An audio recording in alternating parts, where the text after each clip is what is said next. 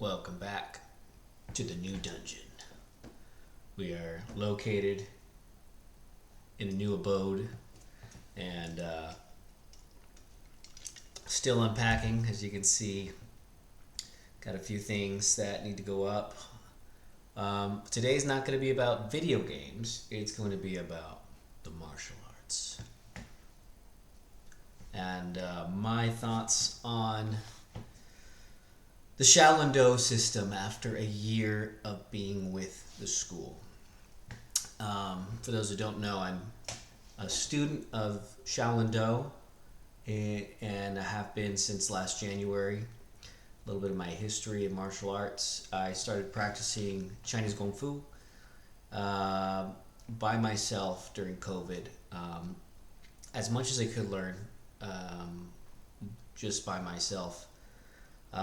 For a couple of reasons by myself. Number one, COVID, obviously it was impossible to do something like that. I had more time during COVID because I couldn't go to the gym as much. I had a limited home gym at the time, and I think it's just something I was interested in. It had been something I've been interested in doing since around 2017, if not earlier.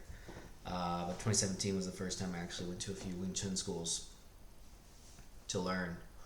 Didn't have the money then, and then as things began to open, I didn't really want to put the money down for going to a martial arts class until about 2025. I'm sorry. I said I'm going to join up, and I want to be a part of a school. Where I live, it's slim pickings for Chinese Kung Fu. There's a few Wing Chun schools, but with my own schedule, it's difficult for me to do afternoon classes, kids, and then eventually this year, we have a new kid. So having afternoon classes is difficult because that's time I get to spend with my family and after work. So having a afternoon in terms of lunch hour time to train is ideal. And there's one school in town known as Shaolin Do, or as they list it everywhere, Kung Fu and Tai Chi.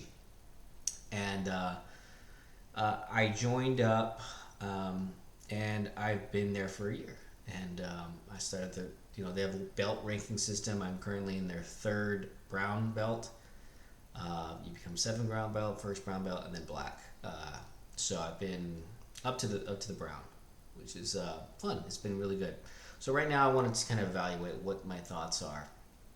Kind of put them down in the video so that way I don't forget, and I can reflect on next year how I feel. If things have changed, if things gotten better or worse, and so I think it's important to be critical of anything you learn, and you shouldn't blindly just accept what you're told.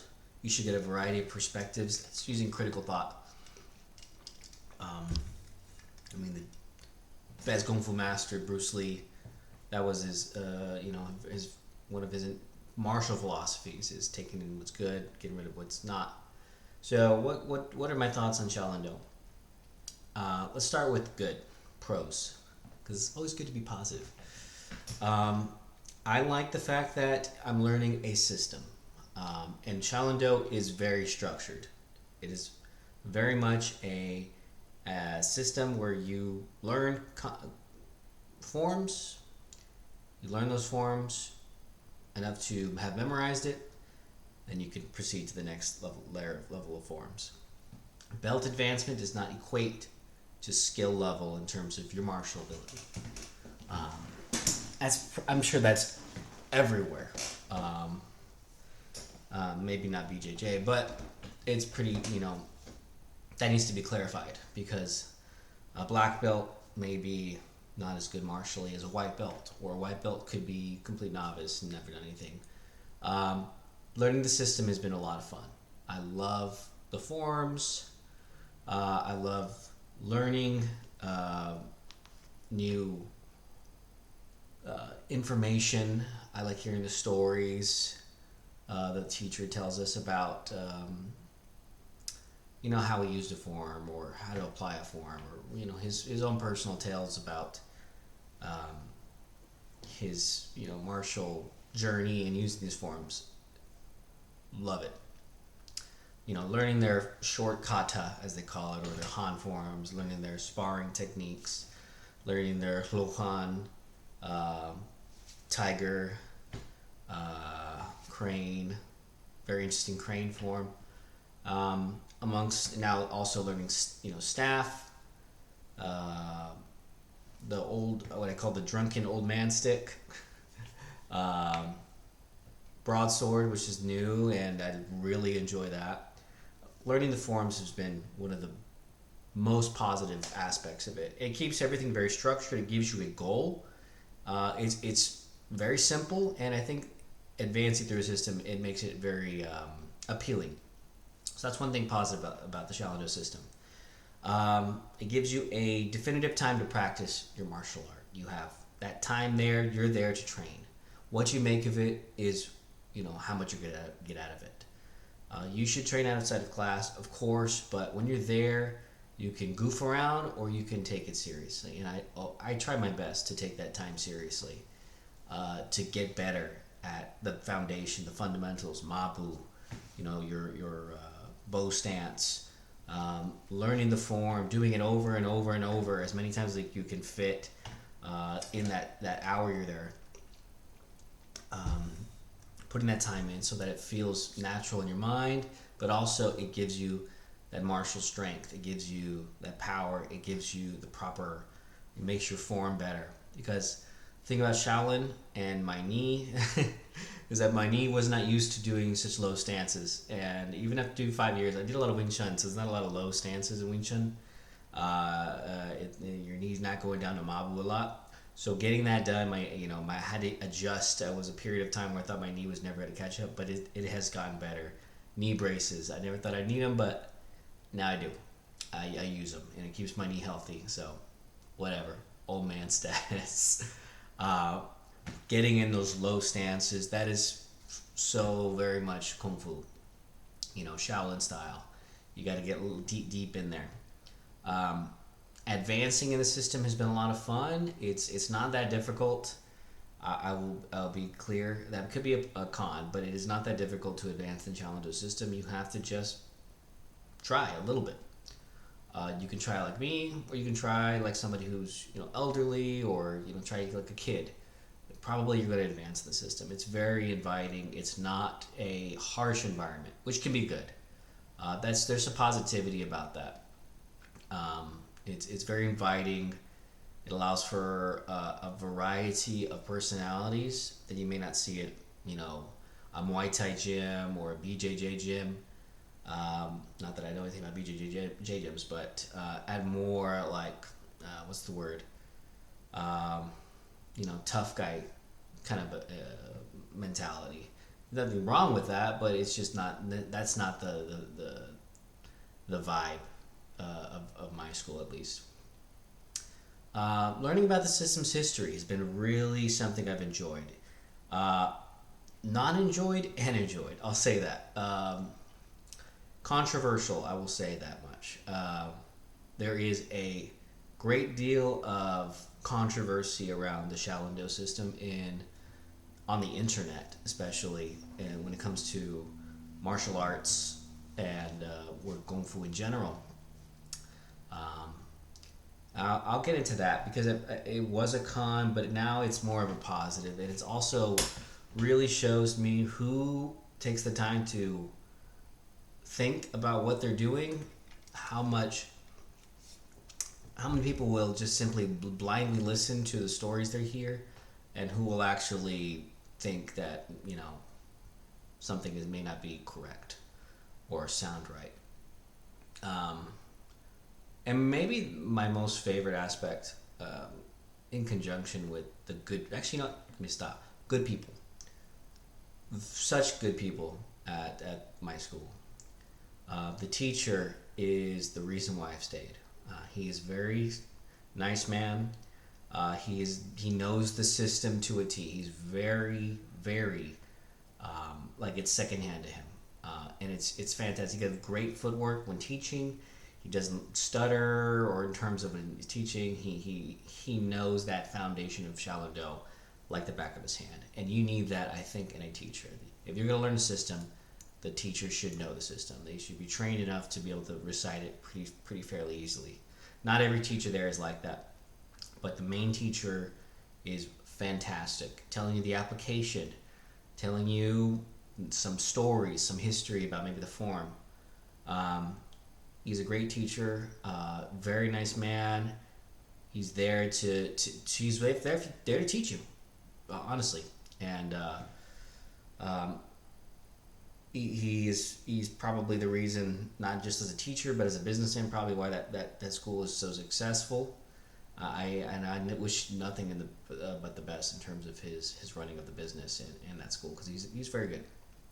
People as well, good people, good fellow students. Normally, people are very nice. I will say, pros is also finding very interesting individuals. I think Gung Fu is like the if you're not Asian and you're probably going to be a white person, you're going to be a weird person, eh, or a nerd like me, because it's not like Muay Thai. It's not, I keep saying Muay Thai, but it's popular. It's not like BJJ. These are the very popular amongst I'd say 20, early 30s, maybe 40s people, individuals, athletic individuals. People who got into sports. Maybe not everyone's a big generalization, but it's a different type of personality who do that versus people who go into quote Gung Fu or Shaolin Do. Um, there are some very interesting individuals in Chinese Kung Fu, even if Chinese included. Just what I've seen on the internet. I mean, I've never met them personally. People that kind of, I think, kind of a dork. There's a lot of those people, and they can be very nice or they can be weird. And overall, I've had mostly good experience with individuals there. But it is so fun. I think Chinese Kung Fu is just like it attracts the dorkiest of individuals because I don't know. Maybe it's the movies. Maybe it's hard to say. But I mean, I'm one of them. I'm a big fucking nerd. So of course I like Kung Fu. Um, Sparring. Sparring is so. It's been the godsend. I'm so happy to have started finally sparring with other people. You can't do that by yourself when you're training by yourself. It is just, you miss such a component when you're training at home and you're trying to learn martial arts by yourself. You need somebody else, and I've tried so many different ways to get people, someone to train with, and a couple times I was able to, but it's just not. It was never there. And finally, when I joined the school, I was able to spar. I love sparring. Sparring it makes it all complete. It makes it, you can feel it. I know some people are scared of sparring, but I just wanted to get in that. I wanted to fucking move my fists and block and dodge and get hit. Not hard, but knock me out or something. But I wanted to feel the martial component and not just the forms, not just, the visualization. I wanted to feel the impact, feel the contact, and I've got that this year. And Shaolin Do brought that to me. I did a sparring tournament. I got second place. I look at my sparring now, I think it's horrible, but I did. I got second place, so that was pretty cool. And maybe I'm not that much better than I am there, but I am so grateful to have been able to spar people and get into that thanks to Shaolin Do. Wouldn't be there without that school, for me.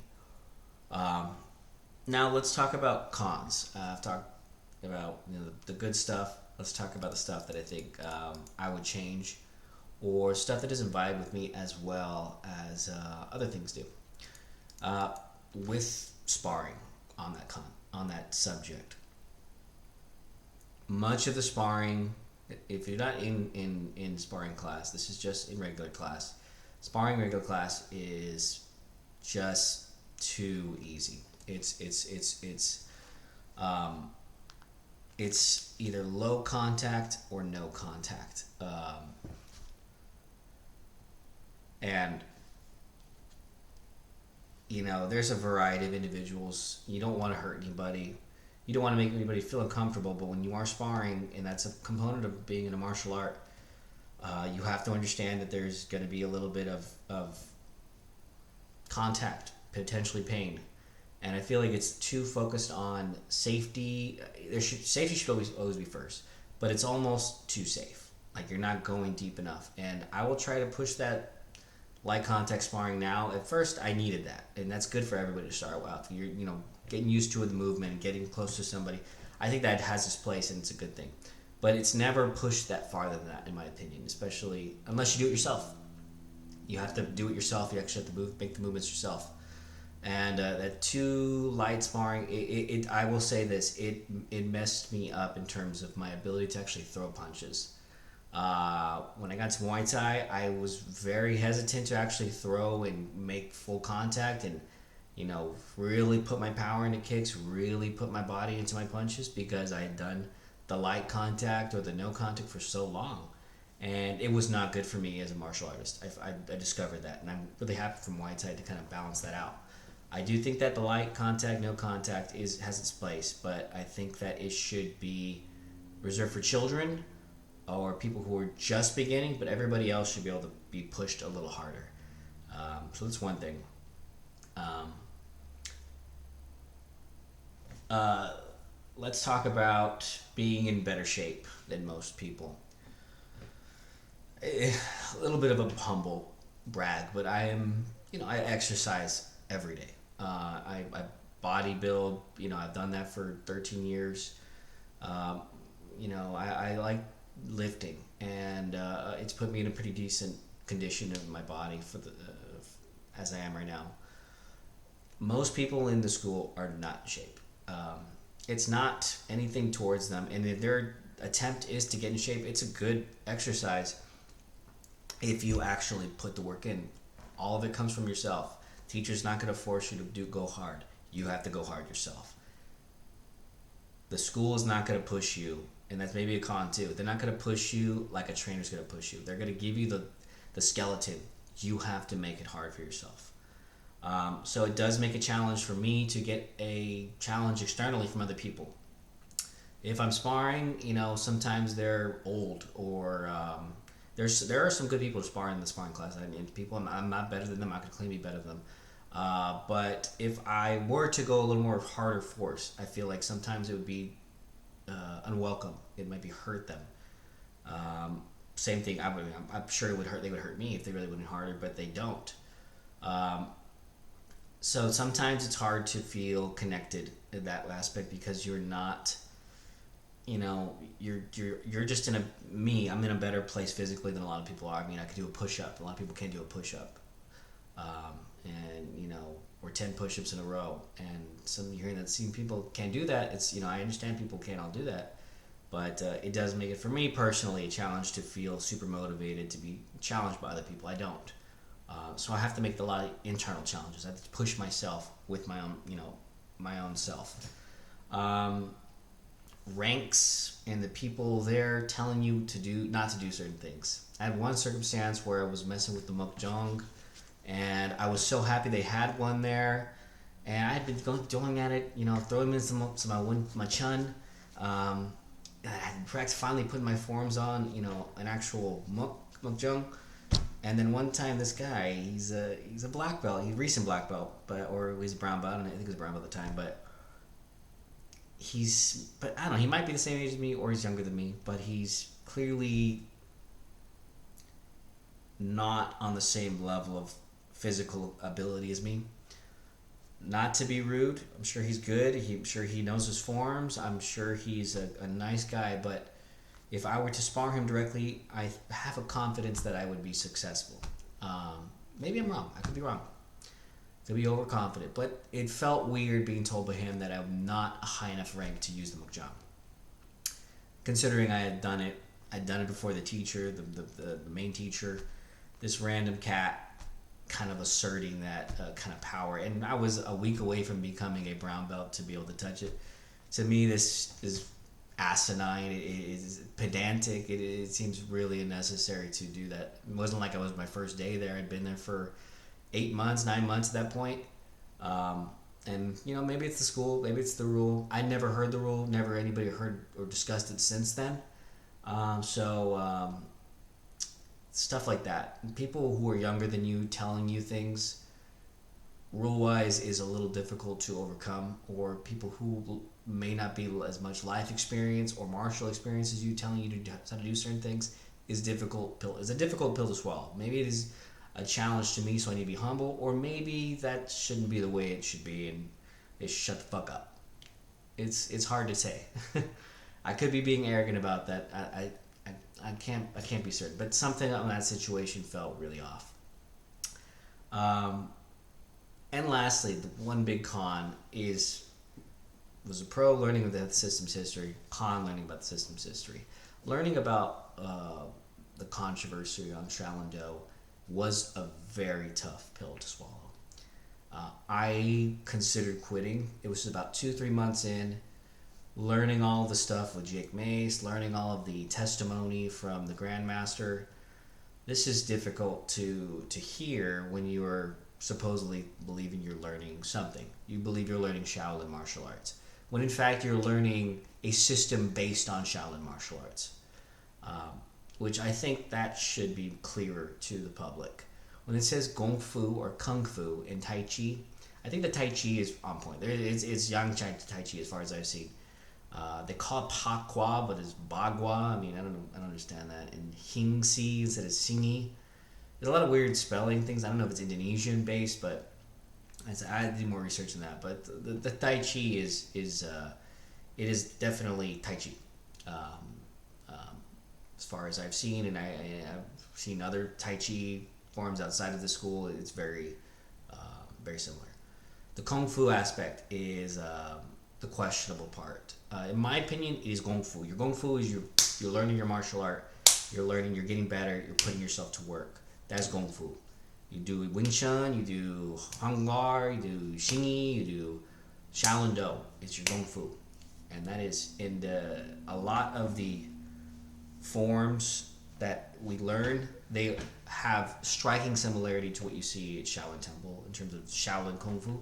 But it is also markedly different than that. There is a lot of different. There's a lot of, you're not going to see a lot of deep, going deep into this, a lot of, the circle hands. I can't even do it because I've never really practiced it. There's a lot of similarities, but there's a lot of distinctions too. It's very different, and I think it's not marketed as probably what it actually is, which is Indonesian Kung Fu. A teacher, the Grandmaster's from Indonesia. His master is allegedly from China, but moved to Indonesia. All I know is that the history of the school is not told to the students, nor is it ever going to be told to the students. The actual foundation of the school, what is taught, it's, Sintik karate. It was marketed as a karate school. That's why we wear gis. I mean, it was karate and judo was so big back then in the 60s until Kung Fu got big. Maybe they changed the market, and so now they're a Kung Fu school, but they already had the gis, so that's why. This is such a distinctive thing about the school. Is at first glance you see Japanese gis,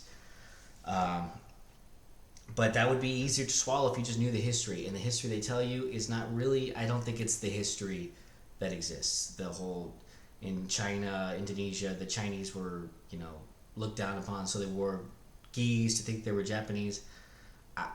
To me, I don't believe that. I took it in at first, but after seeing how much of the system was just invented by the Grandmaster and his brother, how they split apart, how they tried to copyright it. It's very structured. It's very much an itinerary or what's the word? It's very much set out. The whole plan of it is from beginning forms to the end forms. It was invented by him, the Grandmaster, and maybe his brother too, and he testified to that fact. And that's okay, because you can take Shaolin concepts and make a syllabus out of it. Make it into a system, something that you can actually give to people to have them digest. It might make them better. It might be easier to market. It might be easier to sell. It might be easier to franchise, which is what Shaolin Do is. It's very much a franchise school. There's dozens of them across the country, which I found out. I didn't know that at first, but I found out soon after joining. Um, but that should be disclosed. The mysticism about the school, the fact that he was thrown, the ideas that he was thrown into a water with his hands tied and had to swim, his legs tied. I don't believe that. The idea that he had, um, I don't know. There's a lot of stories you hear about the Grandmaster, and I don't believe them, if I'm being honest. I'm sure he's a very nice cat. He's a very smart individual. I will say that. He's a great businessman. He's managed to create a very large scale martial arts system across the United States. Um, he's created hundreds of thousands, probably, of students, including myself. But they try to make it seem his acts mystified, stories about the way they train, which they don't train like that in the school. I don't like it, really. I don't ever say anything about it, and I'm not going to make anybody feel uncomfortable, especially the teacher. The teacher stories about his own things, now that I'll enjoy. You know, him just at a sparring tournament, and you guys, saying he's got his butt because he underestimated a short guy, or he did really well in a sparring tournament, or he did really well, doing that, iron palms, stuff like that. That is, to me, real Gung Fu. That's the hard work. That's the life journey.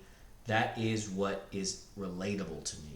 Ideas about old East training and being able to do all these magical acts is not something I identify with, nor do I think it is really important, and I think they do better off without it. Sadly, there are a lot of people who just eat it up. I don't know how or why, but a lot of people in my school just believe it without question. And that is, to me, a big con.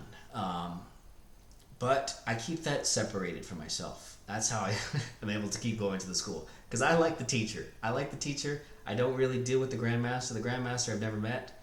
But I like my teacher. And I like his school. And I like the students of the school, for the most part. So, the system's history is honestly a huge controversy to me. And it makes it difficult to share that you're involved in the system when it can be very beneficial. I've become a much greater martial artist because of this school. Much better. I've learned so many things, forms. I've applied certain, animal forms in my sparring.